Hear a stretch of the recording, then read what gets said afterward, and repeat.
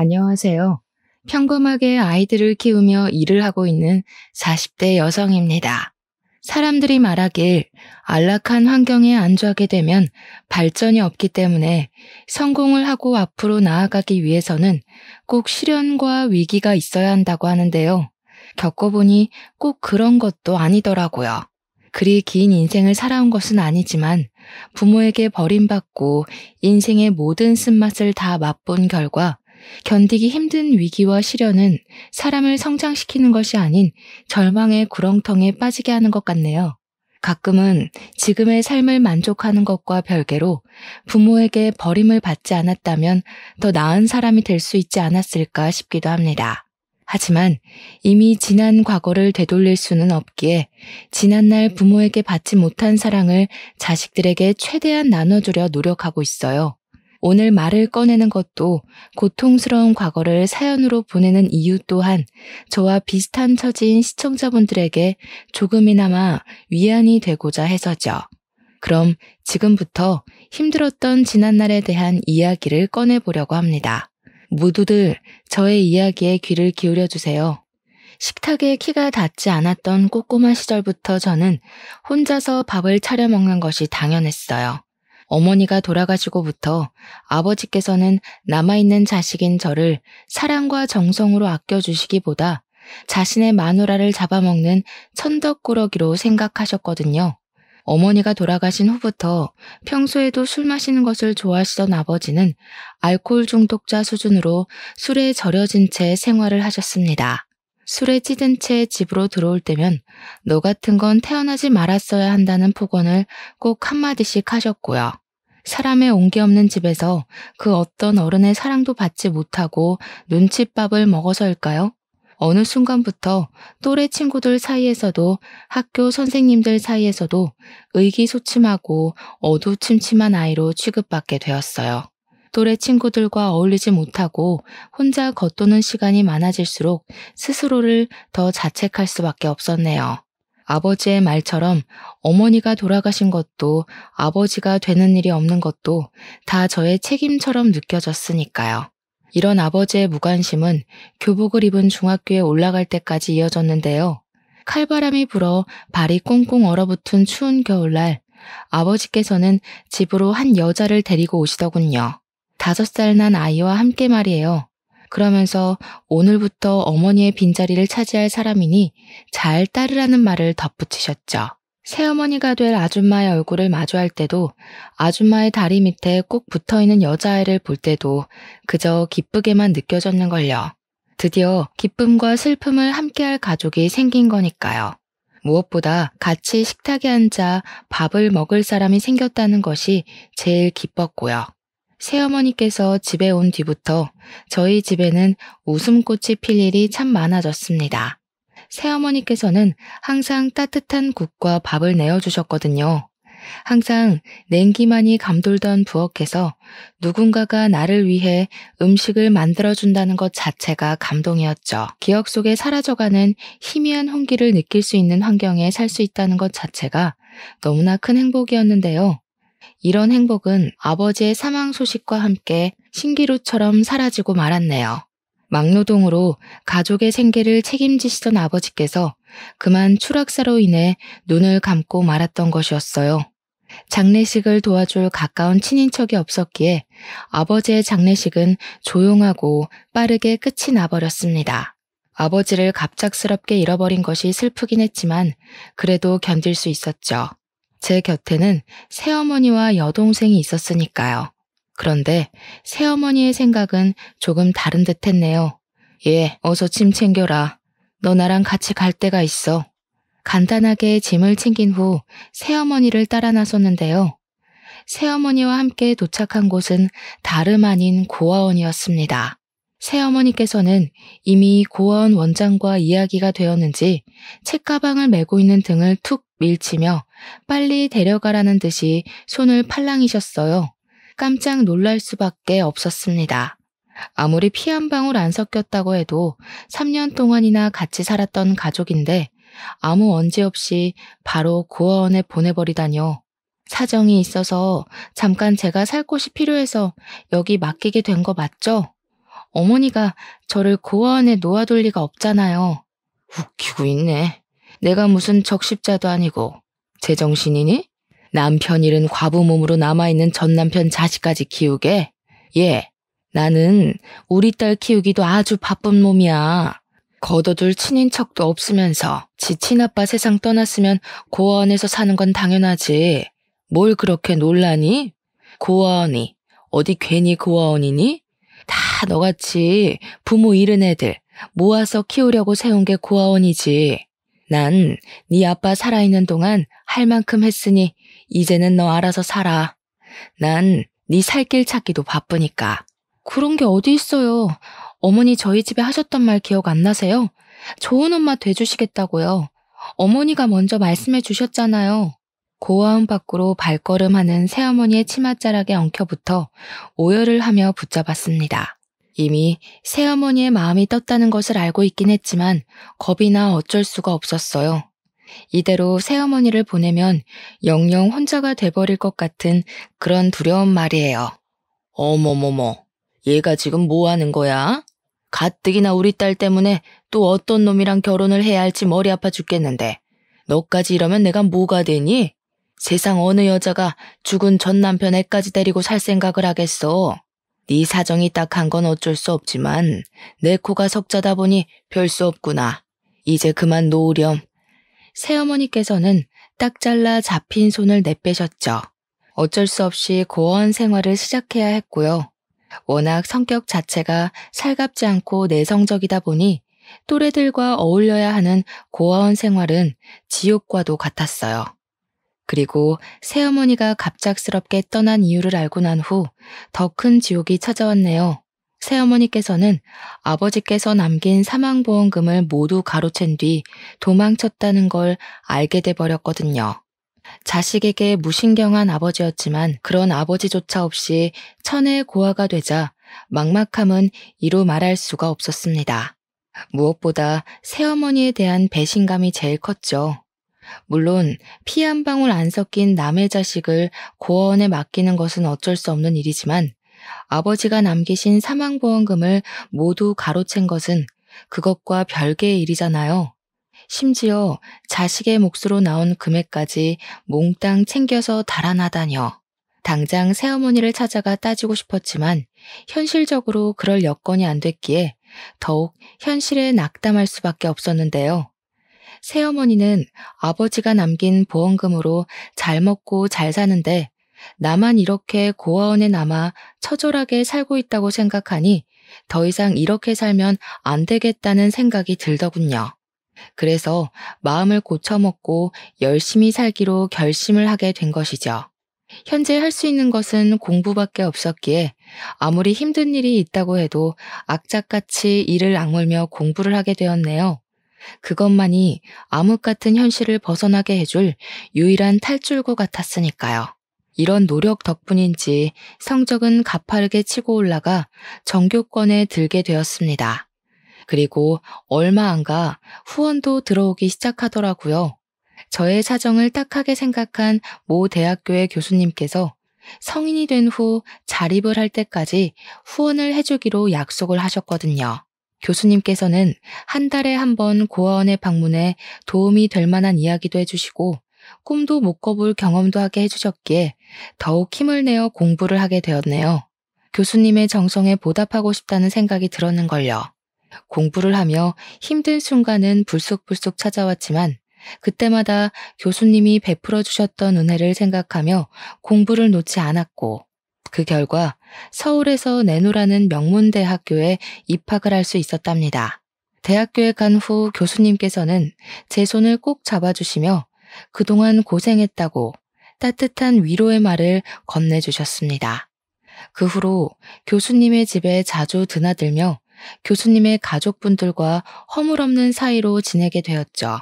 교수님의 집에서 한 번도 경험해보지 못한 화목한 가정의 분위기를 느끼며 염치 없지만 교수님의 가족이 되고 싶다는 터무니없는 상상을 하기도 했는데요.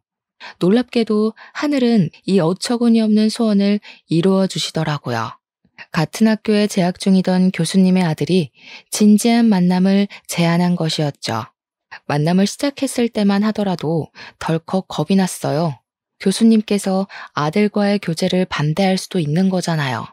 하지만 이런 걱정과는 달리 교제의 사실을 알리자 교수님께서는 저희의 사이를 흔쾌히 허락해 주더군요. 너그러운 마음으로 저희의 사이를 이해해 주신 교수님 덕분에 저희는 대학교를 졸업 후 행복한 마음으로 결혼식을 올릴 수 있었고요. 그렇게 결혼식을 올린 후 저희 부부는 시어머니의 집에서 살림을 시작하게 되었죠. 대학원을 진학해 교수로서의 꿈을 꾸는 남편과 다르게 대학교를 졸업한 후 저는 바로 학원 강사로 취업해 아이들을 가르치게 되었는데요. 시어머니께서는 학생들을 가르쳐 본 경험이 있어서인지 출퇴근하는 것을 이해해 주시며 직접 아침을 차려 주시기까지 하셨어요. 급하게 준비를 하고 나가야 할 때면 시어머니께서는 토스트를 입에 물려주기도 하면서요. 시누이 또한 여동생처럼 대해주셨기에 더할 나위 없이 행복한 나날의 연속이었네요. 그러던 중 결혼한 지 3년이 지나고 아이가 생겼습니다. 시댁 식구들은 뛸 듯이 기뻐했고 시어머니께서는 임신을 한 몸으로 집안일에 일절 신경을 쓰면 안 된다고 말씀하시며 가정부를 구해주기까지 하셨어요. 친가족에게조차 받아본 적 없는 사랑을 받고 나니 참 여러 감정이 스쳐가더군요. 시댁 식구들이 아니었다면 평생 동안 가족에게 사랑받는다는 것이 어떤 건지 모를 수도 있는 거였잖아요. 솔직히 피 한 방울 안 섞인 며느리를 이 정도까지 챙겨주는 시댁 식구들이 드물다는 것을 더 감사하게 느껴졌습니다. 하지만 남편이 직접 고용한 가정부의 얼굴을 보는 순간 앞으로 창창할 것 같았던 앞날에는 먹구름이 끼기 시작했네요. 가정부는 다른 누구도 아닌 새어머니의 딸이었거든요. 시간이 오래 지났지만 새어머니를 빼다 박은 생김새 때문에 한눈에 알아볼 수 있었는걸요. 여동생 또한 저를 알아본 눈치였는지 굳은 표정으로 가족들 몰래 만나자는 말을 했죠. 너희 엄마가 내 몫으로 남겨놓은 아버지 보험금까지 다 가지고 도망간 거 모르지? 그때는 어려서 아무것도 몰랐다고 쳐도 이제는 알아들을 만큼 컸으니 내가 무슨 말을 하는지 잘 알 거라고 믿어. 물론 너는 아무런 잘못이 없기는 하지만 우리 아버지 돈까지 훔쳐 달아난 사람의 딸을 가정부로 들여서 얼굴 붉히며 살고 싶지는 않거든.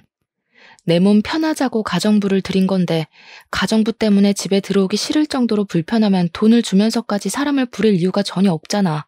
안 그래? 물론 여동생에게는 아무런 잘못이 없었지만 여동생이 얼굴을 보면 자꾸 새어머니가 생각이 나 말이 곱게 나가지 않았어요. 집에서 일하는 여동생을 보면 자꾸만 불편한 마음이 들어 태교해도 안 좋을 것 같았고요. 엄마가 언니한테 상처 줬던 건 내가 언니 집에서 일하면서 몸으로 갚을게. 그러니까 제발 내쫓지 말아줘, 언니.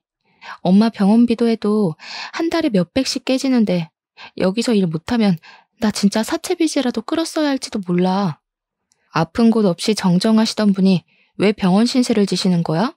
지병도 없으셨잖아. 그것도 옛날 말이지. 내가 이만큼 클 동안 시간이 많이 지났잖아.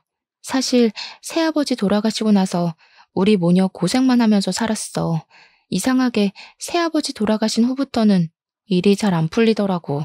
그리고 몇 달 전에는 교통사고를 크게 당해서 엄마 지금 식물인간인 채로 병실에 누워 계셔. 이런 거 보면 세상에 인과응보라는 게 있기는 한가 봐. 언니한테 상처 줬던 거 그대로 돌려받는 거지 뭐. 아무튼 나 여기서 계속 일할 수 있게 해줘. 언니 이렇게 부탁할게. 아버지 사망보험금을 훔쳐 달아난 새어머니가 밉기는 했지만 여동생의 사정을 들으니 짠한 마음을 감출 수는 없었네요. 하나밖에 없는 가족을 잃은 슬픔과 돈이 없으면 얼마나 비굴해질 수 있는지 그 누구보다도 잘 알 수 있었으니까요. 그래서 여동생이 가정부로 일하는 것을 승낙하게 되었죠. 다행히 여동생은 야무진 손으로 살림을 잘하는 데다가 가족 모두에게 싹싹하게 굴었기에 얼굴 붉힐 일 없이 잘 지내게 되었답니다. 여동생은 같이 살았다는 이유로 무례하게 굴거나 하는 일도 없었고요. 싹싹하게 일도 잘하고 깍듯하게 자신이 맡은 일을 다하는 여동생을 굳이 쫓아낼 이유는 없었기에 저희의 인연은 비밀로 붙인 채 지내게 되었죠. 그런데 이걸 지켜보던 시어머니께서는 여동생을 마냥 편하게 대하지는 않으셨어요. 아가, 아무리 일을 잘한다고 해도 집에 젊은 여자 들여서 좋을 게 없다. 살림 솜씨 야무지고 꼼꼼한 건 그렇다 하지만 나는 굳이 문제 일으킬 원인 제공을 하고 싶지 않구나. 요 며칠 일하는 거 보니까 딴 마음 품고 저희 집에 일하러 온 사람은 아닌 것 같더라고요. 그러니까 어머니께서도 너무 걱정하지 마세요. 네가 괜찮다면 내 별말 하지는 않으마. 어차피 가정부 들인 것도 아가 너 편하자고 들인 건데 네 의견이 제일 중요하지. 그래도 혹시 모르니 아범이랑 너무 가깝게 지내게 하지는 말고 가정부가 일하러 오면 집에 귀중품 같은 건 꼭꼭 숨겨놓으렴. 잘 알지도 못하는 사람 괜히 덥석 믿었다 좋은 꼴 난 걸 내가 본 적이 없어서 하는 말이야. 어머니께서는 집안에 젊은 여자가 가정부로 들어온 것이 탐탁치 않은 것 같았어요. 그 후로도 시어머니께서는 가끔씩 가정부를 바꾸는 것이 어떠냐고 말씀을 하셨는데요. 그럴 때마다 거절을 하고 말았네요. 어쩌면 임신 내내 가장 가까운 곳에서 옆을 지켜준 여동생에게 정이 들었는지도 몰랐죠.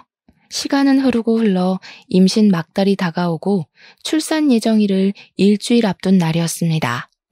미국에서 오랫동안 타지 생활을 하던 친구가 오랜만에 한국으로 입국을 한다고 하더군요. 마침 시댁 식구들은 다 바쁜 일이 있었기에 저를 공항으로 바래다 줄 사람은 없었어요. 이런 상황이 걱정이 되었는지 남편은 친구를 다음에 만나는 것을 권했죠. 자주 만날 수 있는 친구였다면 저 역시 다음 약속을 기약했겠지만 친구는 이번에 미국으로 출국을 하게 되면 언제 볼지 기약을 할 수 없었기에 약속을 잡게 되었어요. 남편은 택시를 타고 가라 말을 했지만 공항까지 택시비가 만만치 않았기에 직접 운전을 하게 되었는걸요. 그리고 친구를 만난 행복한 시간을 보낸 뒤 다시 집을 가기 위해 운전을 하게 되었는데요. 어둑한 도로를 달리던 중 바로 앞에는 역주행하는 차량이 보이더군요. 깜짝 놀라 어떻게든 차를 피하려고 했지만 브레이크를 밟았을 때는 이미 역주행한 차와 충돌을 한 후였기에 저는 그대로 의식을 잃고 쓰러지고 말았죠. 다시 깨어나 보니 병실 침대에 누워 있었어요. 문득 만진 배가 홀쭉해진 것을 확인하고 깜짝 놀라자 바로 옆에 있던 남편은 제 손을 잡으며 아이는 제왕절개로 태어나 아무 문제가 없다고 말을 해주었습니다. 아이가 괜찮다는 말에 안심하려는 찰나 남편은 눈가를 훔치며 지금 제가 어떤 상태인지 말을 해주었네요. 아직 공사 중이던 도로에는 CCTV가 설치되어 있지 않았기에 그대로 도주한 뺑소니범을 잡을 수가 없다고 했어요. 목격자도 없었기에 뺑소니범을 잡는 것은 불가능에 가까웠고요. 하지만 그것보다 더 큰 일은 교통사고 후유증으로 인해 평생 하반신 마비로 못 걷게 될 수도 있다는 것이었습니다. 충격적이었죠. 행복의 문턱 앞에 서 있는 현재 큰 시련이 닥쳐온 거잖아요. 현실을 받아들이지 못하고 멍하니 있자 시어머니께서는 눈물을 보이시며 하늘을 원망하셨어요. 아이고, 이 불쌍한 것. 어린 시절부터 고생만 하고 이제야 사람답게 살 수 있게 됐는데 이런 큰 시련을 당하다니. 하늘도 무심하시지. 어찌 가여운 것한테 이렇게 큰 시련을 주시는지. 아가, 아무 걱정하지 마라. 만약 평생 못 걷는다고 해도 나랑 아범이 옆에서 지켜줄 테니 이상한 생각일랑 하지 말고 지금은 그저 의사 말에 따라서 어떻게 치료할지만 고민해라. 무엇보다 제일 중요한 건 네 건강이지 않니? 우리 가족들만 믿고 치료에만 전념하렴. 아이고, 불쌍한 우리 아가. 이를 어쩔꼬. 시어머니께서는 아무 걱정하지 말고 치료에만 전념하라 말씀을 해주셨는데요. 그 말씀이 참 큰 힘이 되더라고요. 30년이란 시간을 살면서 한 번도 스스로를 먼저 생각하라고 말씀해 주신 어른은 안 계셨거든요. 곁에 아무도 없는 예전에 이런 큰일을 당했다면 하늘을 원망하며 삶을 포기했겠지만 든든하게 곁을 지켜주는 시댁 식구들이 있었기에 살아갈 용기를 낼 수 있었네요. 시어머니와의 면회가 끝난 후 병실로 찾아온 여동생 또한 저의 상태를 누구보다 걱정하며 치료를 하는 동안 힘이 되어주겠다 말을 하기도 했습니다. 언니가 다시 일어설 수 있을 때까지 내가 언니 곁에 있으면서 많이 도와줄게. 언니가 베풀어준 은혜 덕분에 다시 힘을 낼 수 있게 됐는데 나도 언니한테 도움이 돼주고 싶어. 비록 혈연적인 관계는 아니었지만 여동생은 다리가 나을 때까지 곁을 지켜주겠다고 약속을 하였고 여동생이 걱정 어린 말과 도와주려고 노력하는 행동을 보고 있자니 가슴이 징하게 아려왔습니다. 어떻게든 옆을 지켜주려는 여동생에게서 가족의 정을 느낄 수 있었으니까요. 그 후 여동생은 자신이 한 말을 지키려는 듯이 스스로 간병인 역할을 자처하며 큰 힘이 돼주었어요. 화장실을 가거나 샤워를 하는 등 사소한 것까지 불편하지 않게 도와주었죠. 옆에서 있는 듯 없는 듯 손과 발이 되어 도움을 주는 여동생 덕분에 재활치료에 전념할 수 있었는걸요. 물론 시댁 식구들 또한 많은 힘이 되어 주었고요. 그렇게 많은 사람들의 도움 속에서 저는 불과 6개월 만에 다시 걸을 수 있게 되었네요. 어떻게 보면 하반신 마비가 와 인생에서 제일 큰 절망 속에 갇혀 힘든 나날을 보낼 수도 있었지만 옆에서 힘이 되어주는 가족들과 하루가 다르게 커가며 기쁨을 주는 딸아이 덕분에 오히려 가장 행복한 시간을 보낼 수 있었어요. 그리고 이런 행복한 시간들 덕분에 힘을 내어 다시 학원에 복귀하여 강사로 일을 할 수 있었죠. 다시 학원에 복귀한 뒤로는 쭉 바쁜 나날이 이어졌어요. 학원에 복귀를 하자 반가움을 뒤로하고 부족한 강사 자리를 메꾸기 위해 눈코 뜰 새 없이 바쁘게 몸을 움직여야 됐거든요. 경력이 단절되지 않고 다시 일을 시작할 수 있었던 것은 정말 기쁜 일이었지만 그와 별개로 너무 바쁘다 보니 도저히 딸아이를 돌볼 시간이 나지 않더라고요. 그런데 참 감사하게도 이런 상황을 남편에게 전해들은 시누이가 자진해서 딸아이를 돌봐줬어요. 아이를 맡길 곳을 찾지 못해 발을 동동 구르는 동료 강사들을 보며 딸아이를 돌봐주는 시누이에게 진심으로 고마움을 느끼게 되었죠. 동료 강사들에 비해 수월하게 일을 하게 되어 동료 강사들이 걱정스러운 소리를 할 때면 말을 자동으로 아끼게 되었습니다. 그러던 중 아이가 있는 강사들과 이야기를 하던 중 베이비시터에 관한 이야기가 나오게 되었어요. 다른 사람에게 아이를 맡기는 것에 대한 걱정에 대해 토로하던 중 무의식 중으로 시누이가 아이를 돌봐준다고 말을 하게 됐습니다. 시누이한테 맡길 거면 차라리 일면식 없는 남한테 맡기는 게 더 낫지 않아요? 시누이가 애한테 무슨 짓을 할 줄 알고. 요즘에는 남보다 가족들 사이에서 애들 학대하는 게 더 심각한 문제라고 하잖아요.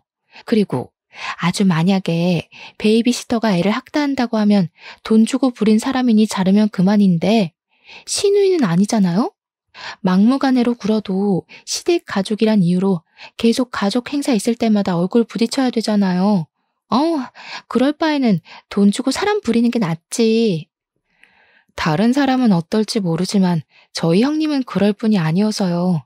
걱정은 감사하지만 저희 형님한테 맡기는 게 더 편해서요. 딸아이도 형님이랑 조카를 잘 따르기도 하고요. 괜히 모르는 사람 집에 들여서 잘 지내는 딸한테 혼란 주고 싶지 않아요. 어머, 우리 이 선생님 이렇게 순진해서 그동안 험난한 현실을 어떻게 살았는지 모르겠네. 시댁 식구가 괜히 시댁 식구겠어요? 언제라도 남의 집 식구인 며느리한테 시짜짓 하려고 시댁 식구인 거지.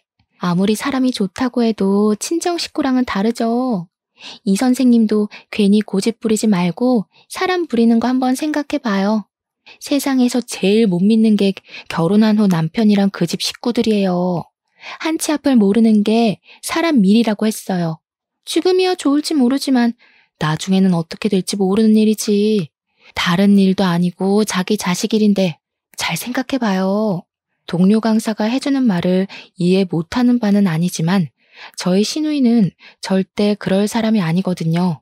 그래서 시누이를 막대먹은 다른 집 시누들과 똑같이 이야기하는 것이 살짝 기분이 나쁘기도 했습니다. 시누이에 대해 잘 알지도 못하면서 시댁 식구라는 이유로 색안경을 끼고 안 좋게 생각하는 거잖아요. 가끔가다 주위 사람들은 의사 집안의 시집가 손에 물 한 방울 안 묻히고 사모님 소리를 듣는 시누이가 밉지 않냐고 물어보곤 하는데요. 질투가 나기는커녕 경제적으로도 정신적으로도 여유로운 시누이가 있어 너무 좋다고 말을 하곤 합니다. 사랑을 듬뿍 받은 시누이는 언제나 친언니처럼 자신이 받은 것을 나눠주니까요. 더군다나 친딸처럼 딸아이를 돌봐주는 시누이가 없었다면 학원 일에 열중할 수도 없었는걸요. 큰 사고가 난 후 딱 하나 좋은 점을 꼽으라고 말을 한다면 그건 바로 평범한 일상생활에 감사함을 느낄 수 있게 되었다는 겁니다. 그리고 평범함에 감사함을 느끼며 하루를 보내서인지 더 열심히 살게 되더라고요. 맡은 일에 최선을 다하며 살다 보니 어느새 복귀를 한 지 한 달이란 시간이 훌쩍 지나갔죠. 그 사이 시누이는 시매부와 함께 해외여행을 떠났기에 방학을 맞은 조카딸은 시댁에 와서 지내게 되었습니다. 조카딸은 의젓하고 딸아이와도 사이좋게 지냈기에 시댁에서 지낸다는 것이 참 기뻤는데요.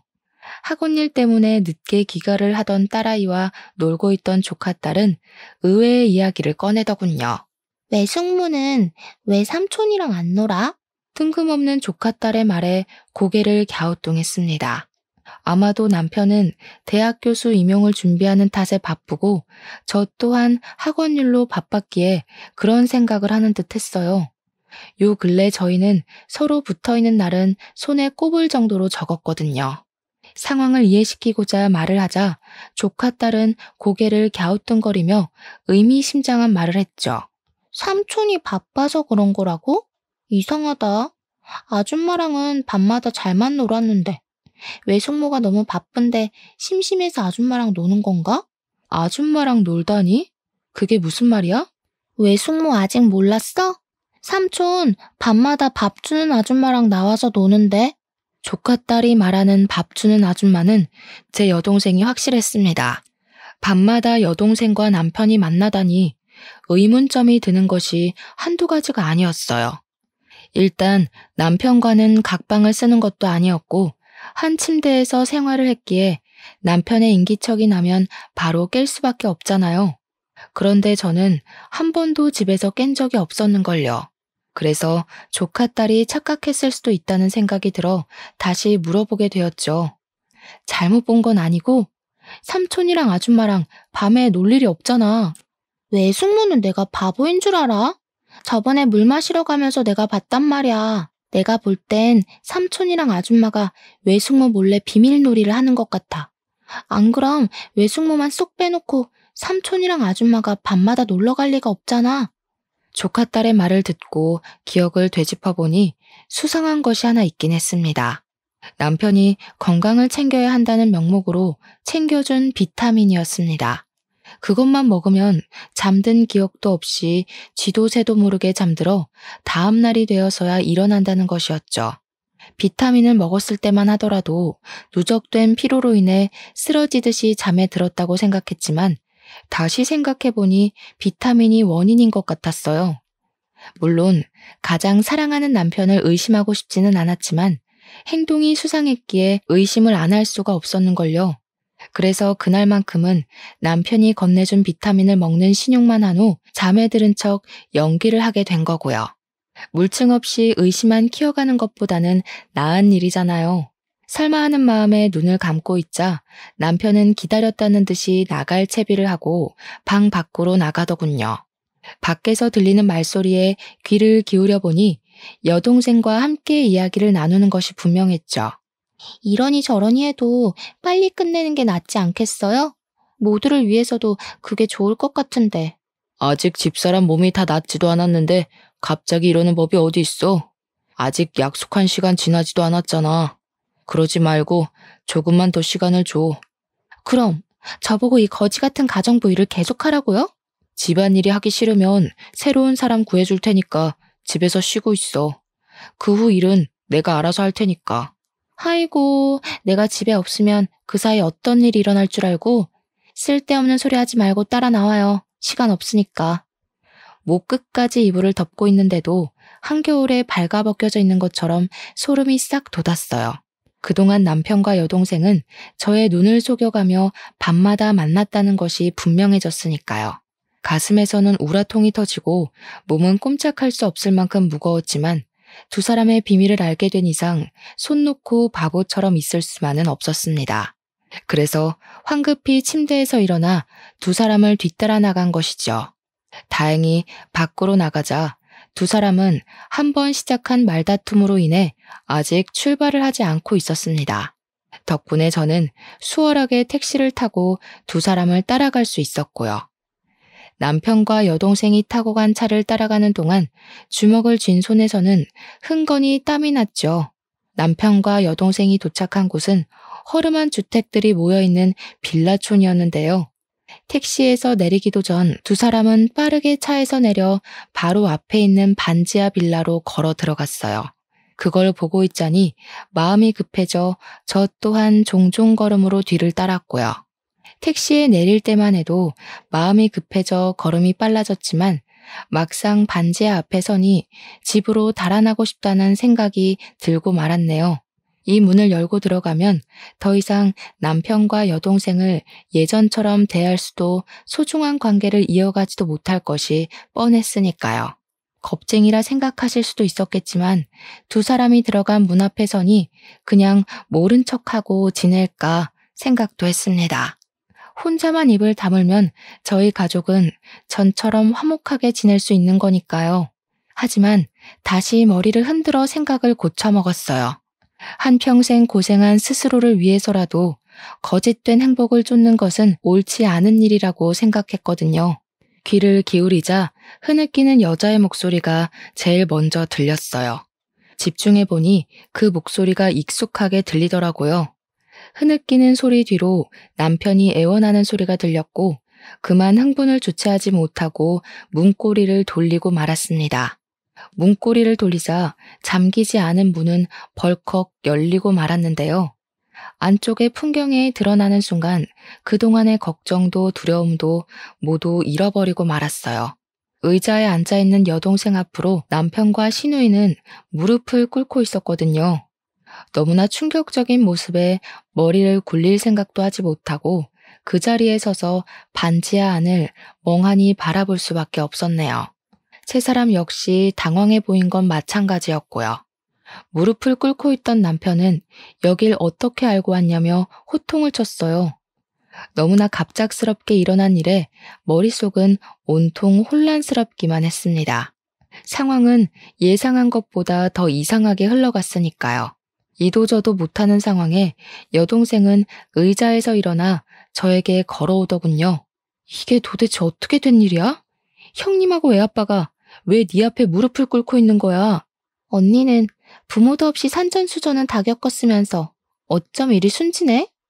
누가 보면 부잣집 외동딸로 고이 큰 줄 알겠어. 원래는 언니 몰래 돈만 챙겨서 나가려고 했는데 아무것도 모르는 게 안쓰러워서 내가 말해주는 거야. 그래도 자매로 지내던 시간이 있는데 모른 척하고 넘어가긴 좀 그렇잖아?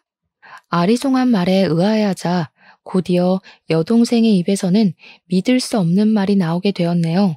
우리 엄마를 눈도 제대로 못 감는 식물인간으로 만든 게 바로 잘난 언니네 남편하고 시누이야.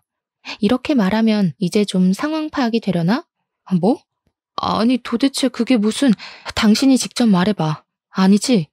뭔가 오해가 있는 거잖아. 그렇지?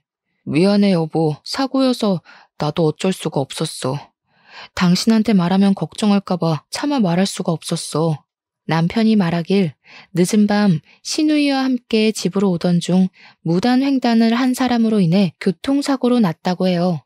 바로 119를 불러 병원으로 보냈지만 이미 상태는 손 쓸 수도 없을 만큼 악화돼 있었고요. 눈물을 보이며 말을 하는 남편을 보니 마음이 아려왔어요. 다른 누구도 아닌 한평생을 착하게 살아온 남편과 시누이가 이런 큰일을 겪게 되다니 가슴이 아파 견딜 수가 없었죠. 더군다나 남편과 시누이가 잘못한 것도 아니고 무단횡단을 하던 새엄마로 인해 이런 큰일을 겪게 된 거잖아요. 불쌍한 척 하기는. 자기 때문에 우리 엄마는 병상에서 꼼짝도 못하고 누워만 있게 생겼는데 너 뒤에서 우리 남편이랑 형님 이렇게 무지막지하게 괴롭히려고 착한 척하면서 내 앞에서 알랑거렸던 거니? 같이 한솥밥 먹던 사이끼리 어떻게 이런 못된 짓을 할 수가 있어. 애초에 새어머니가 무단횡단만 안 했어도 이런 일은 없었잖아. 먼저 잘못한 사람이 누군데 왜 엄한 사람한테 화풀이를 해. 참나 기가 막혀서. 좋아. 모든 게 무단횡단한 우리 엄마 잘못이고 언니네 남편이랑 시누이는 아무런 잘못도 없는 거니 언니 남편이 일하는 대학교에 가서 뺑소니범이라고 동네방네 떠들고 다녀도 되겠네? 잘난 언니네 시누이 시댁에도 뺑소니범이라고 말해도 되고. 기가 막혀 아무 말도 나오지 않더군요. 뻔뻔하게 나오는 여동생을 보고 나서야 알게 되었습니다. 여동생은 그동안 남편의 교수 임용이 얼마 남지 않은 것과 모두 의사 집안인 시누이네 시댁에 실체를 알리겠다고 협박을 하며 그 빌미로 돈을 뜯어낸 것이었죠. 그동안 가장 가까운 곁에서 다리를 회복할 수 있도록 도와준 여동생의 착한 마음씨에 감동해 간신히 마음의 문을 열기 시작했는데 모든 것이 다 거짓이었던 거잖아요. 너를 동생이라 생각하고 지금까지 품고 있었던 시간이 아깝다. 네 속이 이렇게 시커먼 줄 알았으면 진작 내치는 거였는데 그동안 내가 눈이 멀어서 그 시커먼 속내를 눈치채지 못했어. 동생이라니?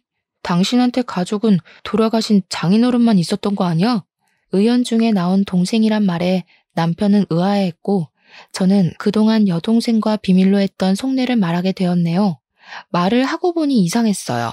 새어머니에 대한 복수를 하고 싶었으면 가정부로 일할 것이 아니라 그냥 남편과 시누이에게 돈을 요구하기만 하면 되는 거잖아요. 또 다른 속내가 있을까 여동생에게 물어보았는데요. 여동생은 피식거리며 당연하다는 듯이 상상도 못한 말을 술술 내뱉더군요. 원래 돈 많은 집은 밖이 아니라 안에서 티가 나는 법이잖아. 밖에서 푼돈 받으며 돈 걱정할 바에는 집에 들어와서 얼마 받아낼 수 있을지 머릿속에서 계산기 두드리는 게 훨씬 낫잖아? 그리고 문자나 전화로 협박해봤자 신경이나 쓰겠어? 얼굴 보이면서 알짱거려야 숨통 조여야 돈도 따박따박 바치지. 그래서 일부러 가정부로 들어온 거야. 저는 얼굴이 저절로 찌푸려졌어요. 돈을 더 뜯어내기 위해 가정부로 들어오다니요. 언니라고 말하며 따르던 것도 진심 어린 병간호도 모두 돈을 뜯어내기 위한 수단이었다고 생각하니 저도 모르게 눈물이 앞을 가렸습니다. 애초에 돈을 뜯을 목적이었으면 병간호 같은 건 안 해도 되는 거였으니까요. 간신히 속상한 마음을 넘기고 묻자 여동생은 재활치료를 도와준 명목으로 시어머니와 친해져 재산 상태를 파악하기 위해서라고 답을 했네요. 다리 다친 까치를 도와줘도 은혜를 갚는다던데 나도 언니 다리 고쳐준 값은 톡톡히 받아내야지. 지금까지 착한 여동생 가면 쓰고 고생한 게 얼마인데 긴 말 안 할 테니 언니네 시어머니 명의로 되어 있는 땅덩어리는 나한테 넘겨줘야 되겠어. 그게 어떤 땅인데 네가 그걸 탐내. 무슨 사연이 있는지는 내 알 바 아니니까 땅 문서나 내놔. 원래 자식이 사고치면 그 부모가 대신 갚는 거잖아? 강남에 있는 땅덩어리만 넘겨주면 뺑소니 일도 눈 감아줄 테니까 잘 생각해봐. 앞으로 교수님 소리 들으면서 호강할 일만 남았는데 땅덩이 하나 때문에 평생 노력한 걸 물거품으로 만들 수는 없는 일이잖아. 그렇게 신경전이 이어지고 있던 찰나 거칠게 집 문이 두들겨지자 기세등등하던 여동생은 신경질적으로 누구냐고 답을 한 후 문을 열었는데요. 문이 열리자마자 집 안으로 4~5명 되는 형사가 들이닥치더군요. 그러면서 여동생의 팔목에 수갑을 채웠고요. 곧이어 형사는 저희에게 경찰서로 같이 가줘야겠다는 말을 했죠. 그리고 경찰서에 도착한 저희는 형사의 입에서 경악할 만한 이야기를 듣게 되었네요. 저를 하반신 마비로 만들었던 뺑소니범이 다름 아닌 여동생이라는 것이었죠. CCTV도 없는 으슥한 곳이라 절대 못 잡을 거라고 생각했었는데 공범을 저지른 한 남자가 음주운전으로 뺑소니를 저질렀다며 자백을 한 것이었죠. 자백을 한 사람은 다름 아닌 여동생의 남자친구였고요. 말을 들어보니 여동생이 약속한 돈을 주지 않은 것과 이별을 고한 것에 앙심을 품고 모든 것을 다 털어놓은 것이었죠. 저를 죽을 뻔한 것도 모자라 뻔뻔하게 제일 소중한 시댁 식구들을 협박한 여동생을 절대 용서할 수 없었네요. 언니, 내가 일부러 비밀로 한 게 아니라 그때는 술에 너무 취해서 정신이 없어서 그랬어. 그 이후로는 엄마 때문에 신경 쓸 게 한두 가지가 아니다 보니 까맣게 잊고 있었고, 가족이 잘못한 건 덮고 넘어간다는데 이번 한 번만 용서해주면 안 될까? 언니 다리가 불구가 돼서 휠체어 신세진 것도 아니고 완치해서 일상생활하는데 아무런 문제도 없잖아. 이번 합의만 잘해주면 언니 남편 일도 없던 걸로 해줄게. 물론 내 잘못으로 언니 다리가 다친 건 맞지만 내 덕분에 다시 걸을 수 있게 된 거잖아. 모든 게 다 원상복귀된 와중에 동생을 처벌하는 건 말도 안 되는 얘기잖아. 언니, 이번만 그냥 넘어가줘. 내가 이렇게 부탁할게. 기가 막혀서 자기 엄마 내세워 돈 뜯어내려고 눈에 불을 켜고 달려들 땐 언제고. 이제 와서 선처를 해달라고? 누구 마음대로. 너 하나 때문에 고생한 걸 생각해서라도 절대 안 될 말이지. 내가 선처해주면 또 어디 가서 쓸데없는 짓거리를 하고 다닐 줄 누가 아니? 언니, 알았어. 내가 잘못한 거 인정할게. 동생이 마지막으로 하는 부탁이라 생각하고 선처 한 번만 해줘. 나 아니면 또 우리 엄마는 누가 돌보는데? 엄마가 불쌍하지도 않아? 자신의 잘못이 까발리고 난 후에야 잘못을 비는 여동생의 모습을 보니 우라통이 터졌습니다. 더 이상 여동생에 대한 정은 눈꽃만큼도 남아있지 않았어요. 당장 가족들에게 화를 끼친 진상을 눈앞에서 치우고 싶은 생각뿐이었고요. 가족들을 구렁텅이에 빠뜨린 걸로도 모자라 돈까지 뜯어내려 한 여동생을 절대 용서할 수 없었거든요. 그렇게 모든 것을 법의 심판에 맡기고 집에 돌아오게 되었는데요. 집에 오자마자 누군가 저희 집 문을 매섭게 두드리더군요. 밖으로 나가보니 식물인간으로 누워있어야 할 새어머니께서 두 발로 서서 저희를 노려보고 있었는걸요. 깜짝 놀라기도 전에 새어머니께서는 바닥에 머리를 조아리며 한 번만 선처를 해달라고 빌었습니다. 말을 들어보니 새어머니는 그동안 교통사고를 유발해 받은 위로금으로 생활을 한 모양이었어요. 새어머니께서는 모든 것을 고백하며 모든 것은 다 자기 잘못이니 여동생만큼은 제발 감옥에 보내지 말아달라고 사정을 하더군요. 남의 딸은 쓰레기 버리듯이 고아원에 잘만 버려놓고 자기 딸은 대신 감옥에 갈 만큼 소중했나 보죠? 난 절대 합의해줄 생각 없으니까 감옥에 가는 딸이 걱정되면 같이 감옥에 들어가서 말동무라도 해주세요. 어차피 아줌마도 곧 보험사기단으로 감옥에 들어갈 텐데. 뭐야? 어미가 이 정도로 고개 숙이고 들어가 줬으면 알아도 모르는 척 눈 감아주는 게 상책이지. 이래서 남의 자식은 거둬서 키우는 게 아니라고 했는데 지 애비 죽고 고아원에 간 것만 생각하지 내가 지한테 어미 노릇을 해주려고 얼마나 애를 썼는지는 생각도 못해. 한 것이라고는 고작 아버지가 계신 앞에서 방긋거리며 머리를 쓰다듬어주고 밥을 챙겨주는 정도였던 새어머니 입에서 어머니 노릇이란 말이 나오니 저도 모르게 실소가 터져나오고 말았네요. 자신의 뜻대로 이루어지지 않자 바로 본색을 드러내는 새어머니를 보며 여동생이 왜 그렇게 뻔뻔하고 아나무인이었는지 알겠더라고요. 두 모녀에게 남은 사정 같은 것은 아무 상관이 없었어요. 오직 중요한 건 자신들이 풍족하게 사는 것뿐이었죠. 남의 가슴에 피멍들게 하고 뻔뻔하게 구는 건 유전인가 보네요. 어쩜 두 모녀가 이리 하는 짓이 똑같은지. 입만 뻥끗하면 거짓말만 늘어놓는 아줌마 말은 더 이상 듣고 싶지 않으니 당장 저희 집에서 나가요. 저 몹쓸 것이 끝까지? 네, 아줌마 말대로 저는 부모도 없는 몹쓸 것이니 더한 짓도 할 수 있죠. 자꾸 신경 건들지 말고 좋은 말로 할 때 그만 가세요. 더 험한 꼴 당하기 싫으면. 이후로도 새어머니는 몇 번이나 저희 집에 찾아와 선처를 해달라 말을 했지만 상대할 가치가 없었기에 대꾸조차 하지 않았죠. 그 후 더 이상 저희 가족을 위협하는 두 모녀를 가만둘 수 없었기에 변호사를 선임해 두 사람의 죄를 낱낱이 파헤쳤습니다. 다행히 증거는 차고 넘쳤기에 두 사람 모두 법적인 구속을 피할 수가 없었어요. 새어머니는 보험 사기로 여러 사람에게 물질적, 정신적 피해를 준 것으로 인해 징역 3년을 구형받게 되었고, 뺑소니로 사람에게 상해를 입힌 여동생은 보험 사기에 합심한 죄질까지 가중돼 징역 5년을 구형받게 되었네요. 물론 자신들의 이익을 위해 수많은 사람들의 눈에 눈물이 나게 한 점과 한 가정의 평화를 깨트리려 한 두 모녀에게 내려진 벌치고는 가볍다는 생각이 들기도 했습니다.